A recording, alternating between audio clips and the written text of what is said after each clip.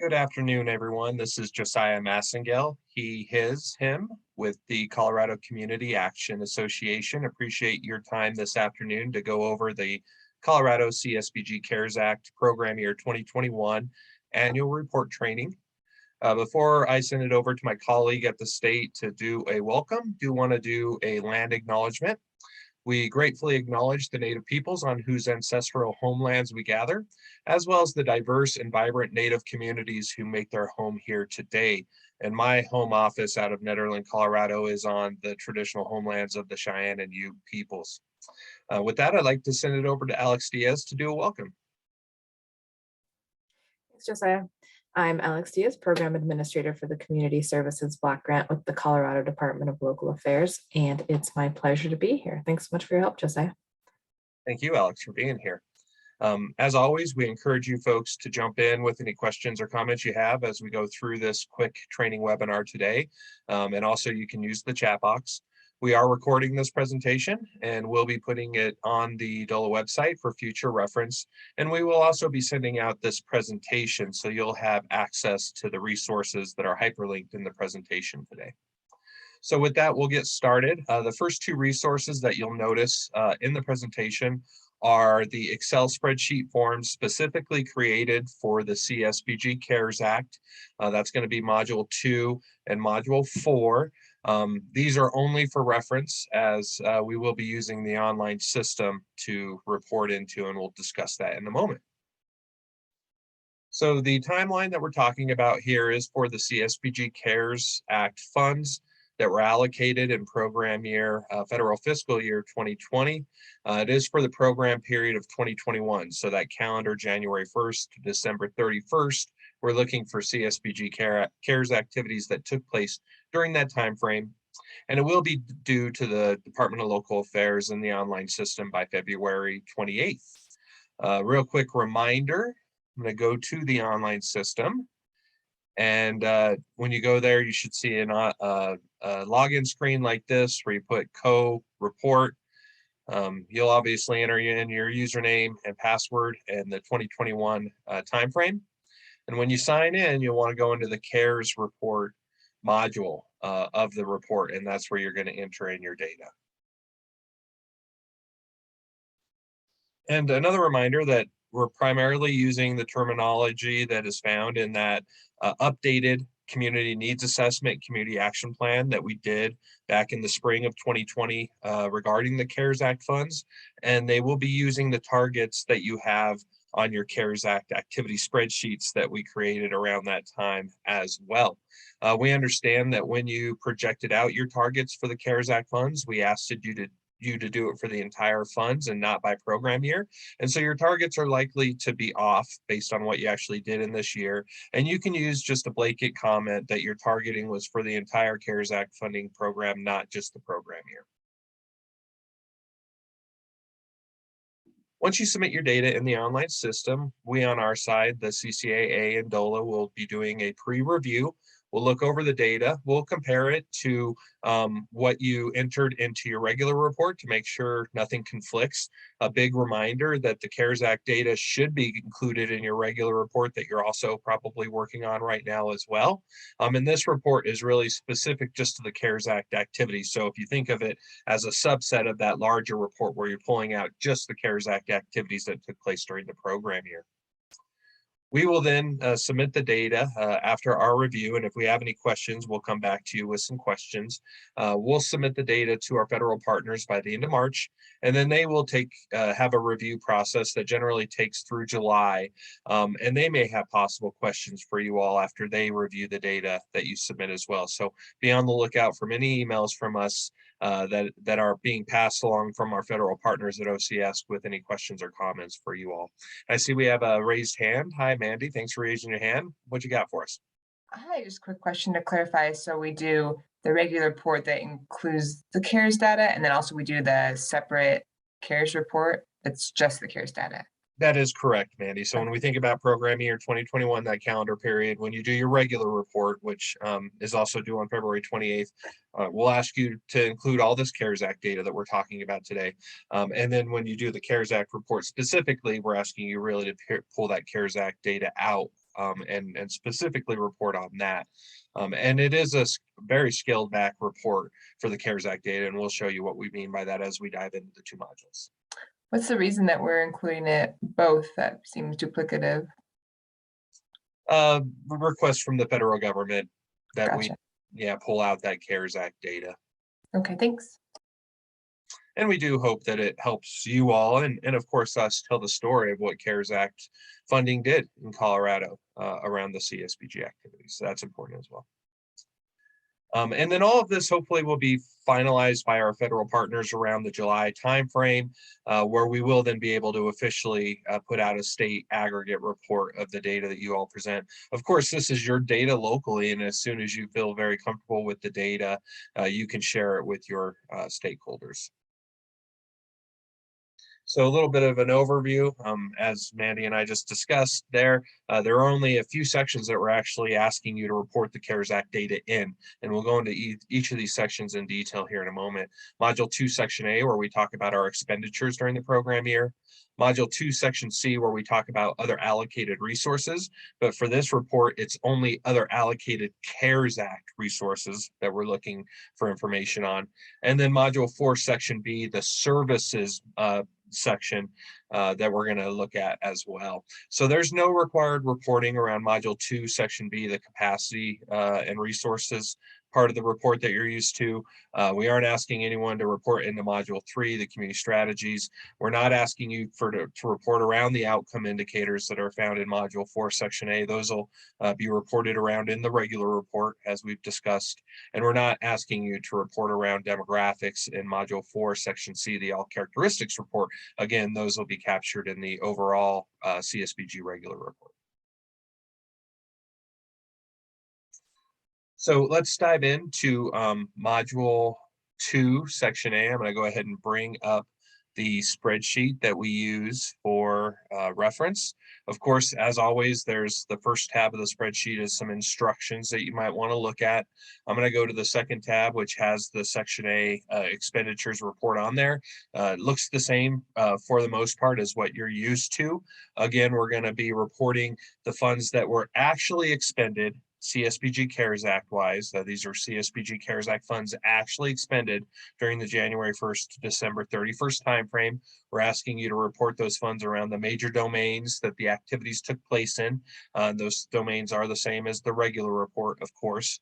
And we are going to ask you to report on any de minimis or indirect cost rate type of funds that were used through the CARES Act, and we'll talk about that more in a moment. One big note on this Section A2 table, really, even though it's CARES Act disaster relief funds, we're asking you not to report in the other category for the domains but without consulting with DOLA. Generally, CSBG CARES Act funds were targeted to a specific domain above and not used for emergency management disaster relief as traditionally categorized. So if you're thinking that you're going to place funds in that other category, please do reach out to our partners, the A team at DOLA, before doing that.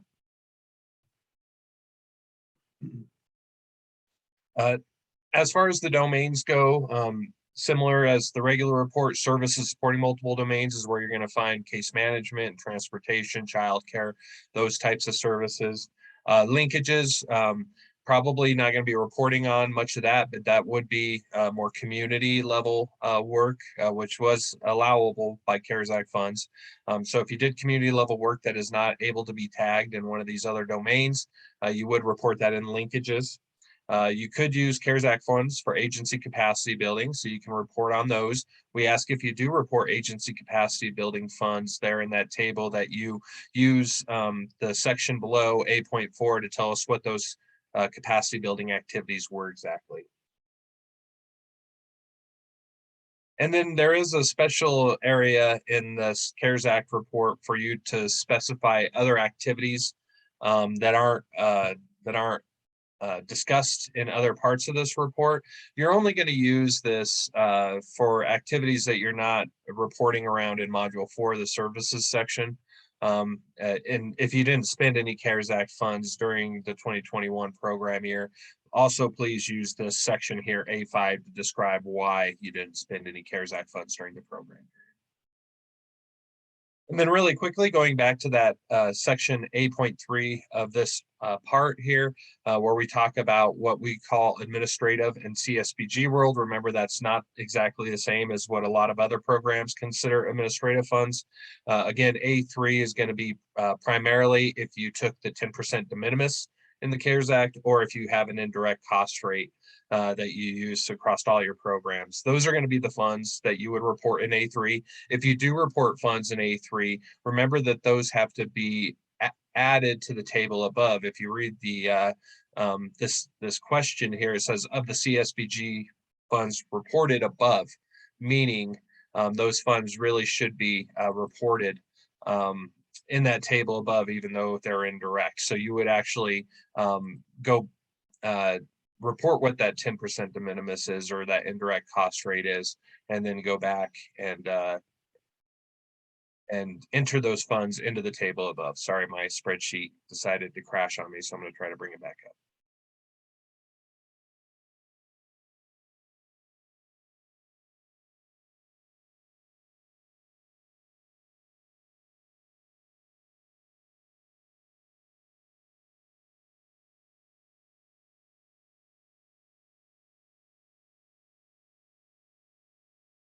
Okay, so you should be seeing that spreadsheet again. So for example, if you spent, just for an example, $100 in employment and $100 in education, and you had you took the 10% de minimis, which would be $20, you have to pro-ratedly put that money into those areas that you spent above. So in this case, you would add $10 to employment, and you would add $10 to education. And that should total your total expenditures, including the de minimis or the indirect cost rate. Any questions on that A3 area?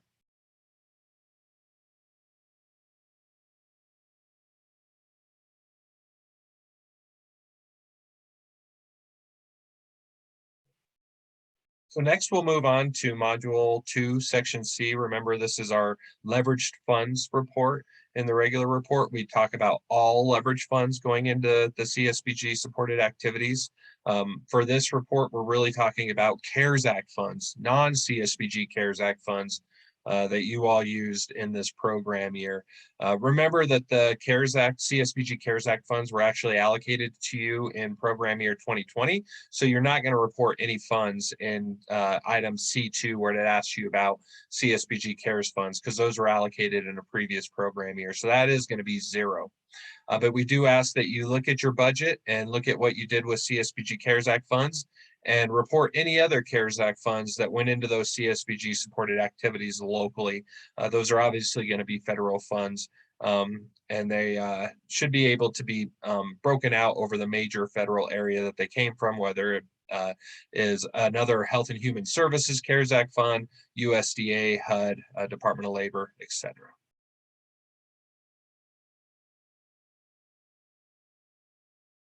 Any questions on the Module 2, Section C?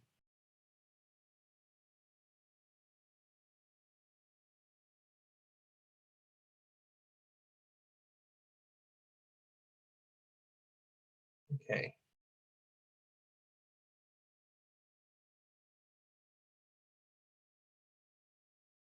So we'll move on to Module 4, Section B.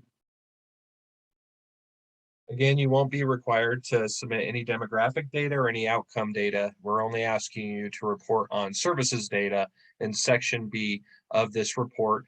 There are a few new services that were specifically added for the CARES Act report, so we'll be sure to touch on those as we go through and talk about what this section is looking for. Of course, the spreadsheet again for Module 4, Section B, that is for reference only, starts out with an instructions tab, and then across the other tabs are the services in those major areas. Primarily going to be the same services that you report around in CSBG regular, although there are a few new services. And the first one that we find is under the income and asset building area. You'll notice that we have service 3R, direct financial assistance. So you're able to report around any of those types of activities that took place. Additionally, we have a Service 5A immunizations, COVID vaccination, another specific service for the CSBG CARES Act that you can report around. And then lastly, under the supportive services, those are services that support multiple domains.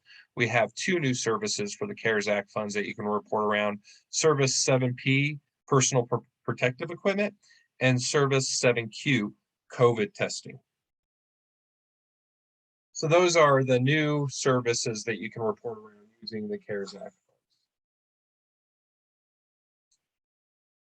A big reminder, just like the regular report, we are looking for unduplicated individuals receiving a service in Module 4, Section B.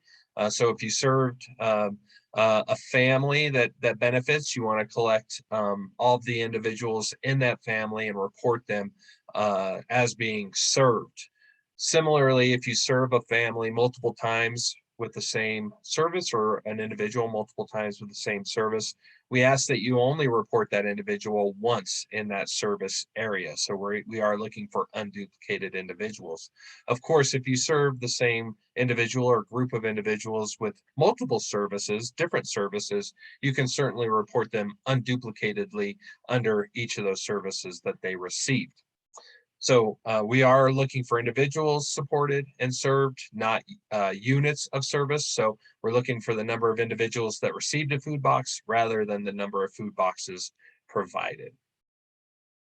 And we will use the CARES Act fund report that you submit to cross-reference and validate data in your regular fund. In other words, we shouldn't see numbers in this report in any service area that exceed numbers in your regular report, because your regular report should include the CARES Act activities. Additionally, we shouldn't see services reported on in this area in the CARES Act report that aren't reported under in the regular report, again, because the regular report incorporates the CARES Act activities. Any questions on Module 4, Section B?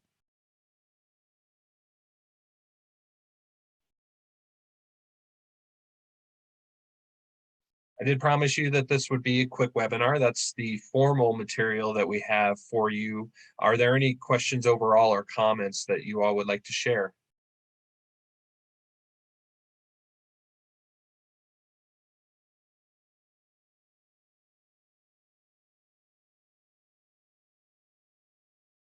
Alex, anything I missed? I don't believe so. Thanks, Josiah. Great. Well, as always, we do encourage you to reach out to us at the CCAA, myself, Blake Duval, Liz Espinoza, or of course our partners over at DOLA if you have any questions, or if we can provide you with more in-depth technical assistance. Similarly, if you need us to work with any of your subrecipients around how to report, we'd be happy to do that as well. That will conclude our webinar for today. Again, really appreciate your time and effort on this process, and reach out if we can do anything for you.